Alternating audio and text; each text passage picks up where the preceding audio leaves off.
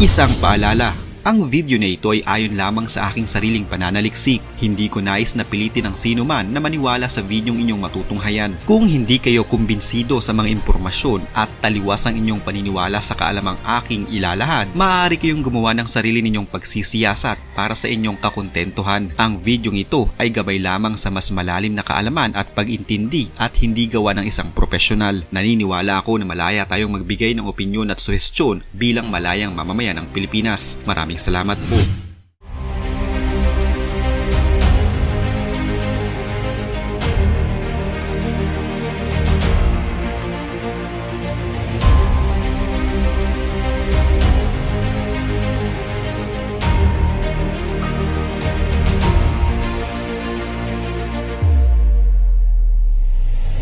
Hindi kinatuwa ng mga mamamahayag ang akusasyon ng China na may nanipula umano ang mga video na nakunan sa aktong panghaharas ng barko ng China sa ating mga barko sa West Philippine Sea. Hindi umano makatotohanan ng mga ito at sadyang pinalala lamang umano ng Pilipinas ang mga video upang mas magmukhang inaapi ang ating bansa sa mata ng mundo. Kitang-kita sa mga video na ito ang panghaharas na ginawa ng mga barko ng China sa mga resupply boat ng Pilipinas sa Ayungin Shoal noong mga nakaraang araw lamang. Hindi ito may pagkakaila dahil sapul na sapul ang mga nangyari sa iba't ibang anggulo ng iba't ibang mga tao habang ito ay nagaganap. Ang mga videos na in-upload at nakita ng mundo ay kuha mismo ng Philippine Coast Guard, Armed Forces of the Philippines o AFP at iba pang mga miyembro ng mga local at foreign media. Ang mga video na ito na nagsisilbing ebidensya sa ginawang panghaharas ng China sa ating mga barko ay minanipula lamang umano o inedit upang mas magmukhang sila ang kontrabida at tayo ang naapi. Ito ay ayon mismo sa Foreign Ministry ng bansang China. Idinagdag pa nila na tuwing maghahatid ng supply umano ang Pilipinas sa BRP Sierra Madre, palagi umano tayong nagsasama ng mga mamamahayag at palagi din umano nating hinahayaan na ang mga nakuhang video ay ine-edit at mas pinapalala upang palabasin na ang Pilipinas ang biktima.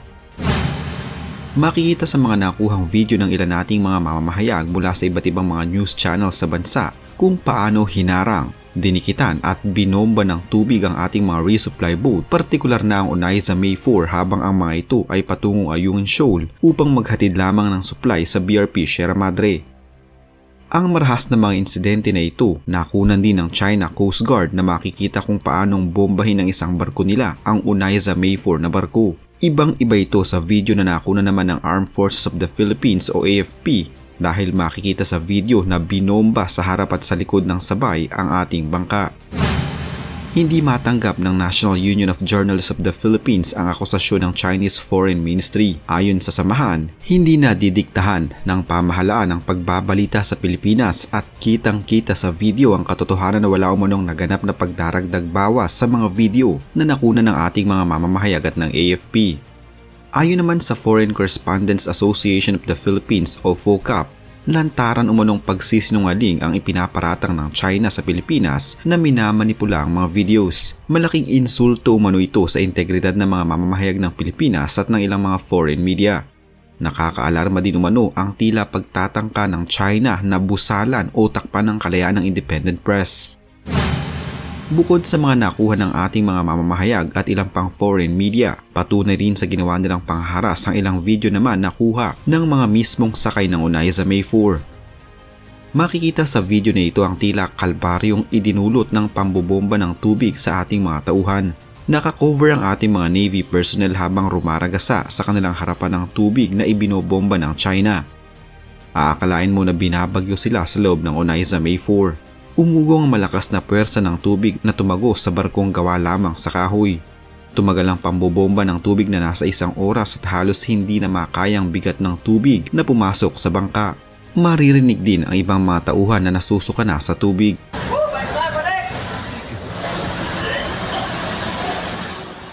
Basang-basa at halos bumaha sa loob ng UN4 kung saan halos wala na ring natirang gamit na buo na pwede pang mapakinabangan. Maririnig pa ang ilan na tumatawag na ng tulong medikal habang ang iba ay nasira ang kanilang mga personal na gamit. Sinikap na lamang ng ilan na idaan sa biro ang panganib.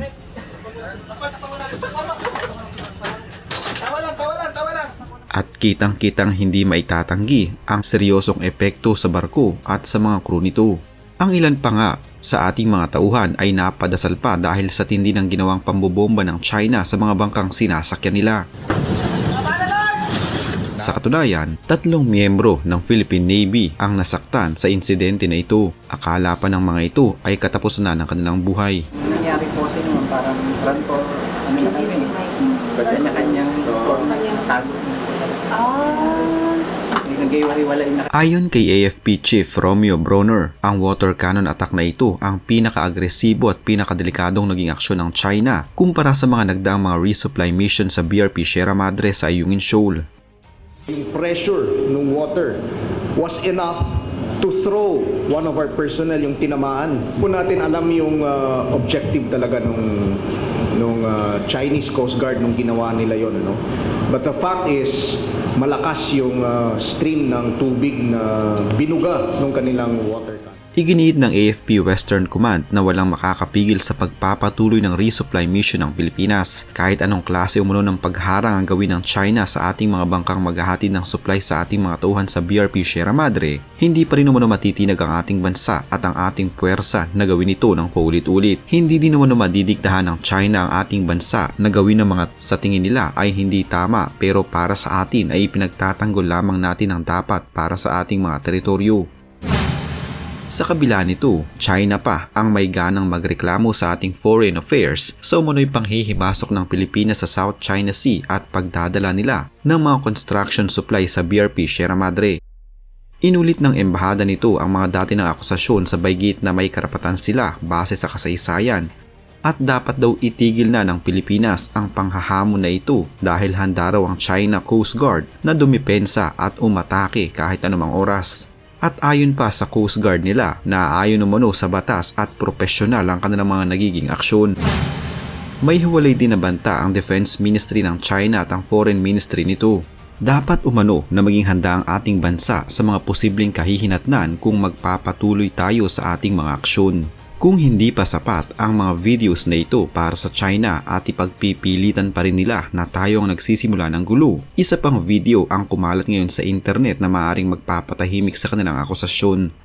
Bukod kasi sa pambobomba ng tubig sa ating mga resupply boat, hinaras din gamit naman ang kanilang helicopter ang mga Pilipinong sumusuri sa Sandy K3. Ilan sa mga kababayan natin ang nagtamo ng sugat at galos dahil sa mga tumalsik na mga corals.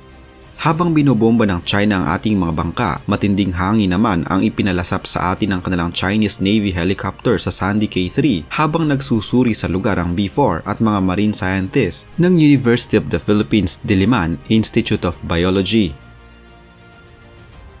Dahil sa mababang pagpapalipad ng kanilang helicopter sa itaas mismo ng mga Pilipino sa loob ng 10 minuto ay nagdulot ito sa kanila ng distress ayon sa B4. Ang mga kaganapan na ito ay kuhang-kuha sa video.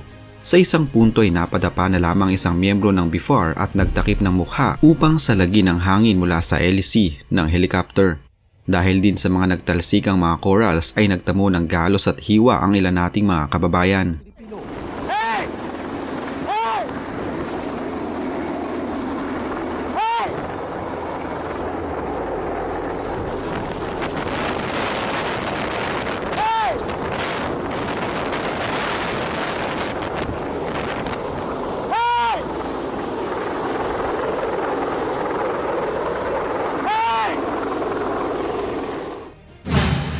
Sa kabila nito ay nakumpleto naman ng B4 at mga researchers ang pagkolekta sa mga samples ng mga coral sa Sandy Cay at ang nakakagulat sa kanilang nadiskubre na ang mga patay na corals doon ay mula sa ibang lugar na itinambak lamang doon na tila may nagpaplanong gumawa ng isla at expansion.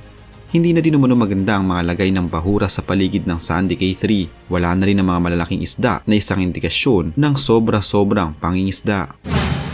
Magpapatuloy ang Pilipinas sa ginagawang pagsunod nito sa international law. Magpapatuloy pa rin tayong mangangalap ng mga ebidensya ng ginagawang pambubuli ng China sa ating bansa. Iipunin natin ang mga ito hanggang maging sapat na para kalabanin ng China sa mas malinis at mas payapang pamamaraan. Kung ikaw Paps ang tatanungin, dapat na ba tayong magsampa ng panibagong kaso laban sa China sa UNCLOS o hintayin natin na ang mismong UNCLOS ang makapansin sa ginagawang pambubuli na ito ng China? Huwag kalimutang mag-iwan ng inyong matalinong opinyon sa comment section sa ibaba ng videong ito. Salamat po!